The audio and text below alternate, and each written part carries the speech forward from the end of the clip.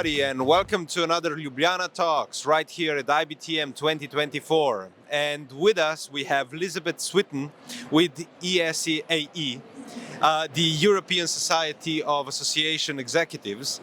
And thank you very much for taking your time. Thank you for having me. It opens up a lot of questions, European Society of Association Executives. Are you an association executive? How did you get into this association? What's your story? Yeah, actually I am. So I started out as a lawyer, worked in various law firms, then went to work for the government, for the energy regulator in Belgium because of my family situation.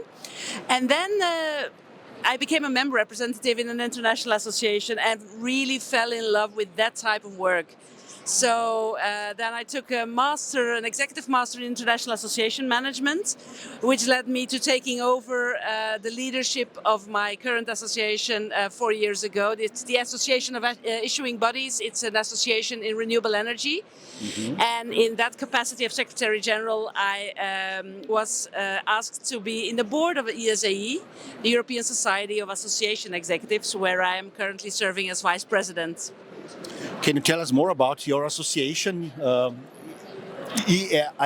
ESAE, yeah. It's a mouthful, I know. If it's easier, you can say ESAE. But okay. So basically, ESAE is the association that brings together all association executives. So it's Secretary General from all types of association and their staff coming together to exchange practices, to learn from each other, to have peer-to-peer contact, to just advance the profession of association executive. Back in the days, and the Secretary General was usually a senior member at the end of their career, and they were handed a job as Secretary General to just slowly retire. Now that has changed rapidly over the past decade or so, and now we have a generation of association leaders having the proper management dedication, etc. And we within ESAE we really want to harvest on that. We want, because there's so many associations. Alone in Brussels there are over 8,000. So bringing together the professionals working in associations teams and showing them how they can better perform at their jobs, how they are not alone, how they can advance the mission and the strategy of their association. Mm-hmm. That's what ESAE does. And is there one big trend which is common to all the associations? Yeah, well, we're living in a very rapidly moving world, and I must say digital transformation is really one of the biggest trends we see. The world is changing around us. Digital tools are being used more and more. AI is on the rise. AI will, for those associations who already consciously work with AI, obviously it makes your life much easier. It makes your way of working more efficient, more effective. But you're obviously never losing sight of the human factor. Also, a trend that we now carefully observe is that the world is becoming more and more politically sensitive. We have elections this year. Over 4 billion people around the world are going to vote this year. And obviously with the recent US elections... Yes, exactly. It's crazy. And we see that there's a lot of polarization going on in the world. And in this sense, associations can have an important role in my opinion, because we should try to keep on protecting the values of our associations, but also of our members. So that is something that we really take note of. Also within ESAE, what can associations do in this polarized world to keep on bringing people together, advancing a mission, advancing strategy of associations? I just want to quickly ask, how many members do you have as an association? Currently we have over 400 members, so it's about 2,000 members. Sorry, okay. Yeah. So that's a pretty decent number. Yes, and so that is both association members, but also individual members. Okay. And then we have a number of partners that we, convention bureaus, conference organizers, IT companies, developing apps for associations, etc. In this way you kind of feel the pulse on the industry. of course, from the association perspectives. I know you had an event today, right? Yes. So what were the topics that you've kind of touched upon? Were these the topics you mentioned before, or were there other as well? No, so actually the event is this afternoon. It's the Associations Leaders Forum. It's the second year we host this at IBTM, and there we will be diving exactly into these topics of political evolutions, geopolitical evolutions, into digital transformation and AI, but also in the topic of talent acquisition and retention. This is something that a lot of associations are struggling with. Talent acquisition is not easy because there are obviously the pay is not wonderfully high, and also the work is quite hard at times because members require value for their money and can be quite demanding. So you need a certain type of staff who is able to deal with that stress level. Yeah. For many associations, the data about members is the value they have actually. But my question to you is, since you are a lawyer, who owns the data? The association? Myself? I don't know. PCO agency? Yeah. Well, actually, I'm not a data regulation expert, but indeed, I can tell you there are a lot of discussions in this respect, and it's very important for an association not to develop a mindset towards digital innovation, but also consider their data protection policy. Okay. So that is something. These policies are very important, not only in Europe, where the GDPR legislation is quite stringent, but also in the rest of the world, I would say. Another question: Z generation or alpha generation is coming in place. How to actually attract them to join the associations?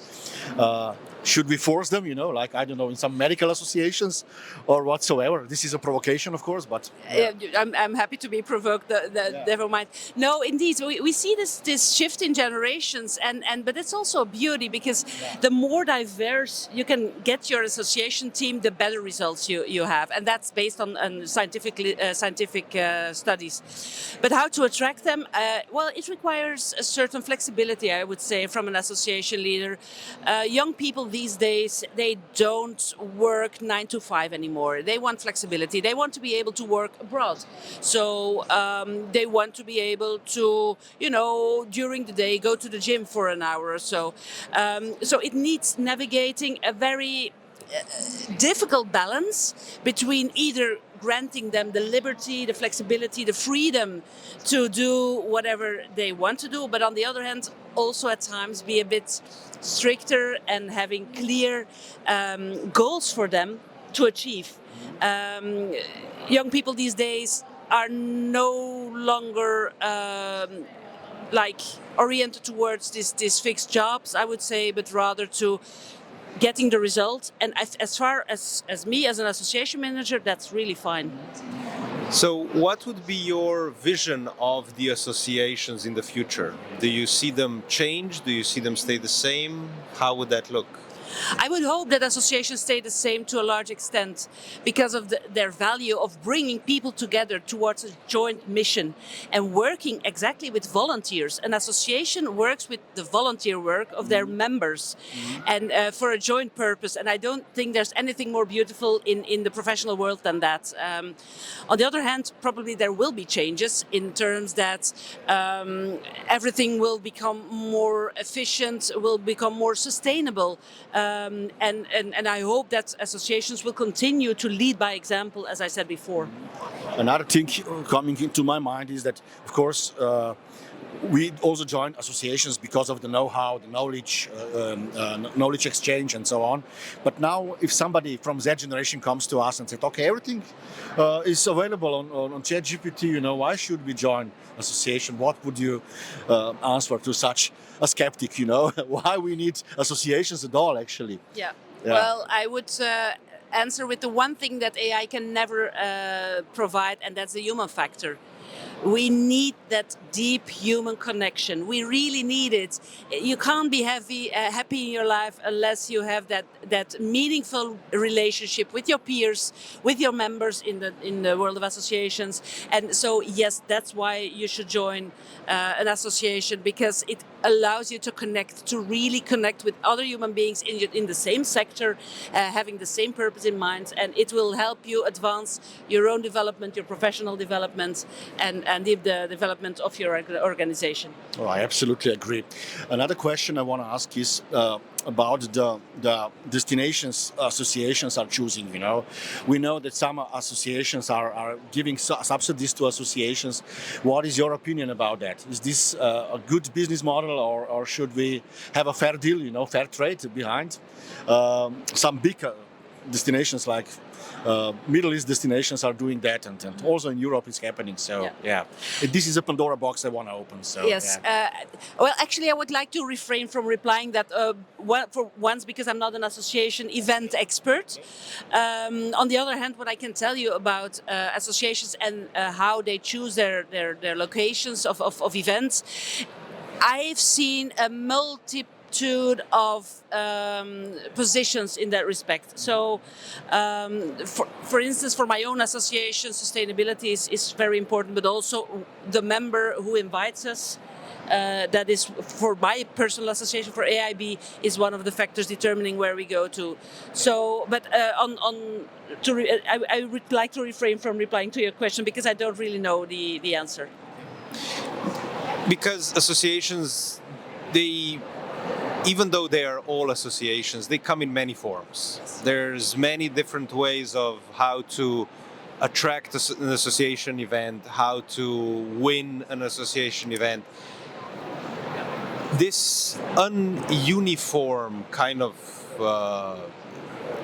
world of associations, it also allows a lot of, let's call them what they are, it allows certain anomalies to happen. There are people who are claiming there are associations, they're not associations. We know that associations in Europe are obeying to different laws that sometimes the associations that are global. Yeah, true. How do you see kind of clearing up the world of associations to put it all kind of in the same balance? Because, I mean, at times there are those who put a bad word to associations, and there are some that are incredible associations. So how do you see this balancing act? Yeah, basically, I think it's about navigating the waves of reality. It's how the association world is structured, if you can even call it structures. Yes, there are trade associations, professional associations, associations like mine who are more into standardization and bring together government authorities. So it is a diverse landscape, and I don't think that there's one sole way of tackling those or on how to approach those. But I think that ESAE, the European Society of Association Executives, bringing together association professionals from all these types of organizations, can already contribute a lot into further advancing the association world. Because one thing that we as a destination, I'm talking from as a head of the Ljubljana Convention Bureau, one thing that we are struggling with is, you know, every country in the European Union has their own VAT legislation. And different countries, different associations, different approaches to the VAT. Sometimes it's very easy, sometimes it's a problem, sometimes we get questions why it is not like that, why is it not like that. Are you engaged in that conversation on the European level? Yeah, so within the ESAE we have communities of practice, and one of our communities is the events community, where topics like that are tackled. On top of that, I think this is one of the tasks indeed that an association can fulfill. It's like making a manual on VAT legislations, like I said, it's navigating reality. And in my own association, AIB, we're trying to harmonize a European system, and that's exactly what we also are confronted with, the national differences. Nevertheless, we succeed in having a market of energy certificates that works. So I think through cooperation, through sharing the knowledge, making the differences clear and out there, you can try to navigate that reality. Interesting. Last but not least, I want to touch the sustainability topic. Well, the ESRS is definitely a game changer for corpo business. We already see that. So the companies wants to have a personal company footprint and of course product footprint. When we are looking around, we should have also the product footprint for this event. This is actually a product actually we are seeing around. Do you see SRS legislation as a game changer or not? For associations, I mean, yeah. I think indeed it's a game changer to some extent. I think it's more a game changer to the corporate world, obviously. Yeah. Nevertheless, I think for events, it just consolidates a trend that we are already seeing, which is that events need to become more and more sustainable, and associations are really looking at the sustainability of their events when scheduling them. Is a venue accessible by train? Do the hotels have a sustainability policy? Etc. etc. So yes, the ESRS has an impact, but I would say not necessarily only to the events. And greenwashing is happening usually. We recognize this not because people have intention to greenwash, but basically because they do not know certain things. How do you react on greenwashing? You know, and what can we do to protect ourselves from that? Yeah. So I think you should look at greenwashing in general terms as false green claims, which is something that should absolutely be fought against. And the Green Deal and legislation has really made a start there. But from personal experience, my association operates a system of renewable energy consumption claims. And these can be done in a reliable way through the system of guarantees of origin, which is installed in European legislation 20 years ago, and AIB operates a standard for it. So basically, there is no possibility for a false green claim of renewable energy consumption, even for a certain event. There are ways to make sure that your event is sustainably consuming green or renewable energy while doing so. And I think the system of renewable energy consumption backed by guarantees of origin is an inspiration to the rest of the green claims ecosystem out there. Very good. I just need to add. Sure. We just actually we measure a lot of events with the tool we developed, and energy is always on a second or third place of carbon footprint. So basically, you're solving a big problem of the industry. Mobility is number one, of course, but then the energy is always on a second place or third place. Yep. So I'm glad to hear that. I want to add this because this is really important. And what would you say if I say that America innovates, Europe regulates, and China copy in terms of sustainability? I am afraid to give a political answer, but I would say it's an interesting and relevant way of thinking.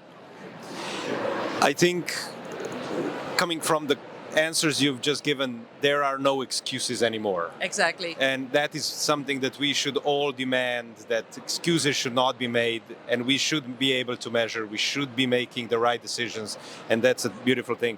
Because we are at the end of our Ljubljana Talks, we usually finish off with a couple of short fire questions. Yep. So my first question is going to be apples or pineapples? Apples. It's local. Cycling or walking? Cycling. Cycling. I cycle to work every day. Oh, very good, very good. Very sustainable. Yes, exactly. Thanks for being our guest. And Most thanks welcome. for joining us. It's been a joy. Stay tuned. We are coming back in 5 minutes. Thank you.